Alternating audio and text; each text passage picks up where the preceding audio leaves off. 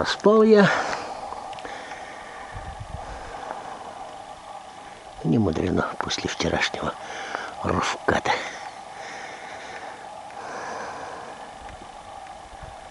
Собрался уже все. Но поздно заснул, что не мог заснуть. Да, книжку читал. Книжку читал. Степку вспоминал. Саньку вспоминал Фалдина. Степана Григорьевича. Павлова. Уже нету их. Были бы они тут, более-менее порядок был бы.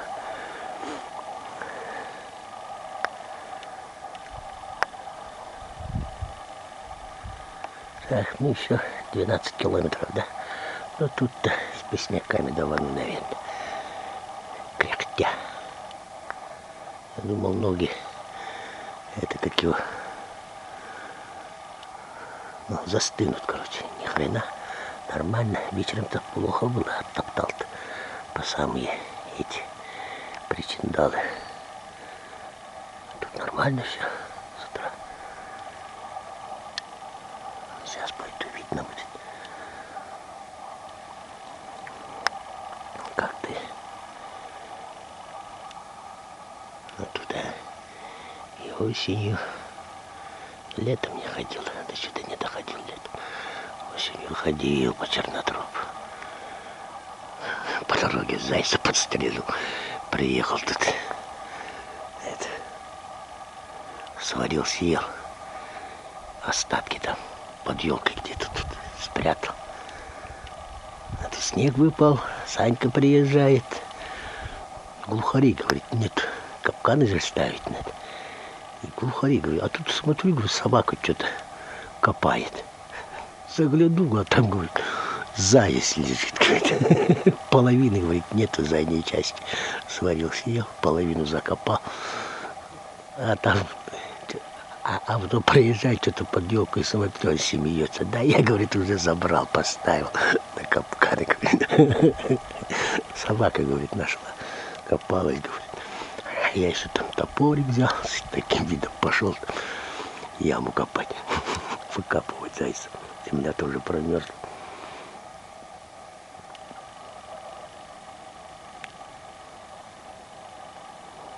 Степка-то, Степка-то. Он тут и умер. Думал, приснится. Нет, не появился. Ну, не помню. Может, и приходил, но не пугал меня это. Там мы с ним ладили.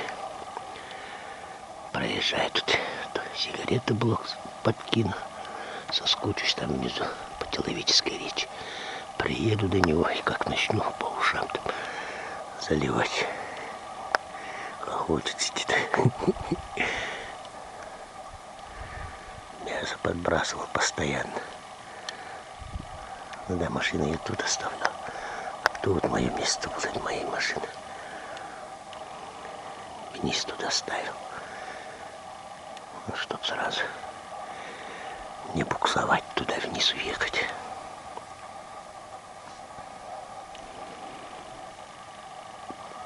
Ну да. Перед этой елкой дядя кустам маленько повернул уже тоже на дорогу. Ладно. Пойду, наверное. Степкина палка.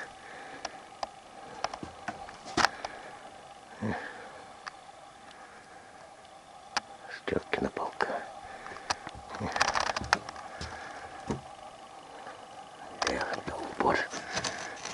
Он тут только пеший охотился. И материал этот сектал.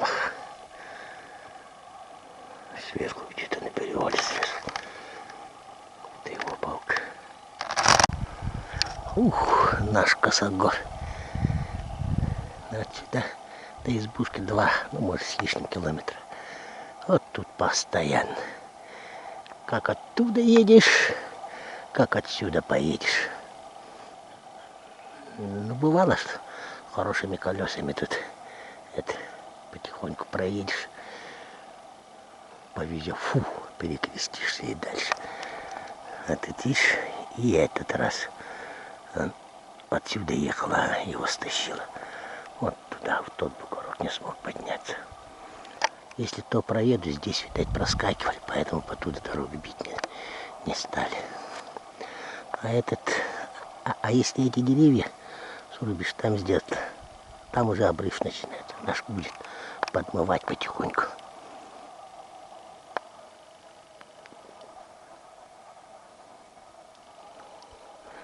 В принципе, вот до сюда можно спокойно проехать.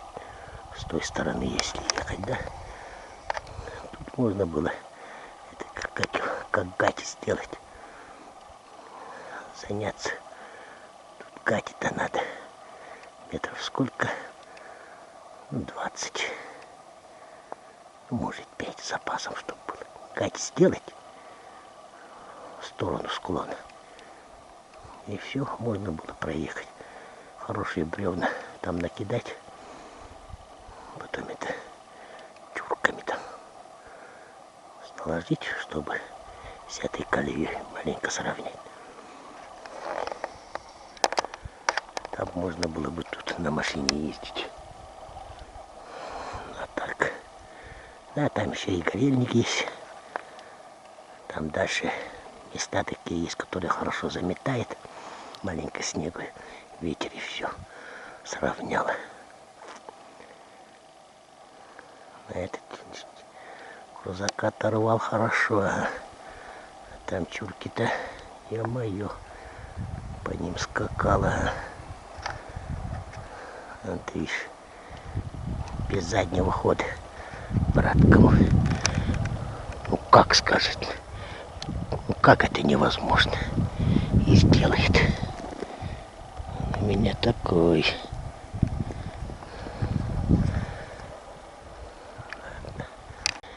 Бедный мой фермер. 2005 года он у меня. Он тут, ну, большинство здоровья он по этой дороге, вот на этом отрезке оставил. Как-то даже вкладыши провернула километров 5, наверное, отсюда туда. Как осенью заезжал, выгрузился, на бурано все перекинул, да уехал. Так и до мая стоял. Мая я его выгнал. В конце апреля это точно. Когда вот эти вот днем снег, ну, дорога тает, там ехать невозможно, ночью прихватит с утра как асфальт. Только тогда я его вытащил. А под вкладыш я-то положил, как его, от пивной банки-то полоской срезал, положил и уехал.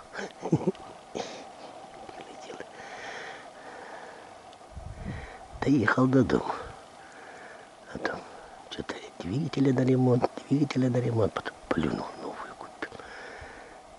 Зима хорошая была. Вот тут вот у меня машина и оставалась. 5-й километр. Вот не помню, то ли с трассы, то ли с избушки, ну, с дома. Там еще эти берлога была.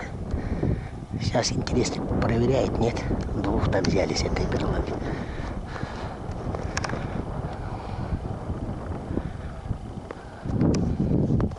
Ух, и дует же, да. На трассе будет холодно. Придется свитер доставать оттуда. Если что, рукавицы, свитер. Ну еще эти как его, теплые, ну, штаны там тоже, если что, перекину. Часов 11 уже, да?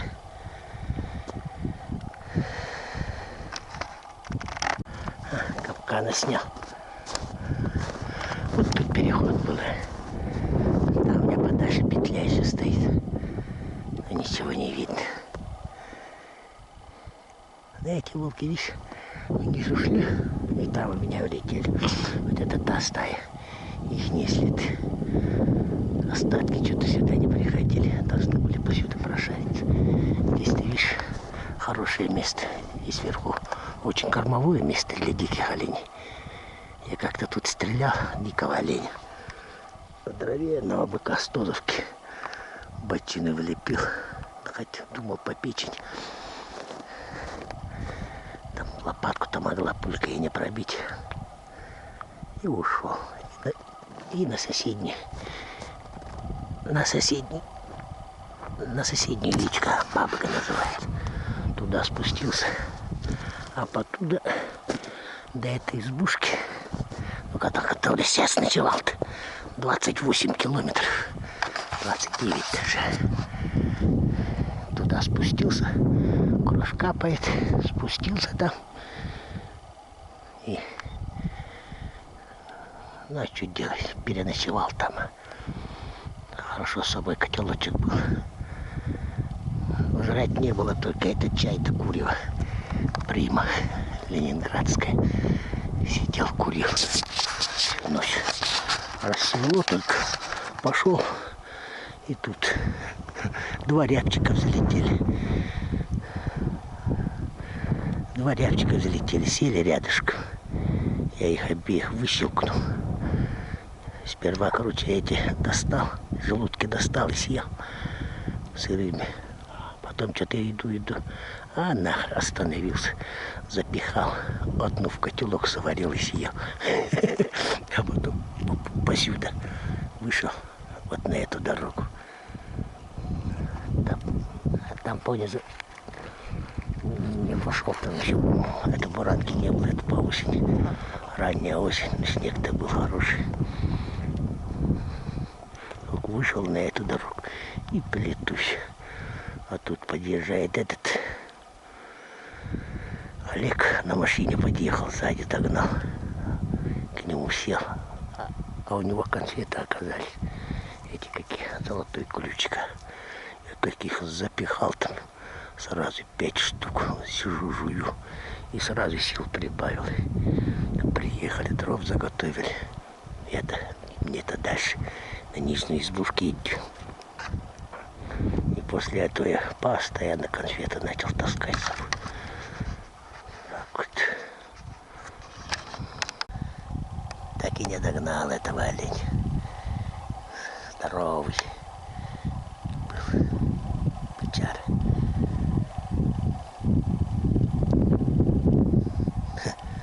Потом что-то сникерсы эти появились. Сникерсы начал таскать. А потом как-то еду, что-то проголодался. С кармана достал, на грудном кармане мороз стоял. Видать, это подморозился. Я его достал такой, как укусил. Сломать не могу. Кусал. Не смог перекусить. Зубы разжимать. Пол клыка там и осталось. Пол клыка там и осталось. После этого как его таскать перестал сникерс. Просто уж эти маленькие, эти как типа ласточка там, эти вот такие шоколадки. Хорошо с ними. Там одну-две съешь, в глазах сразу становится ясно. Вот тут вот у меня первая палатка стояла.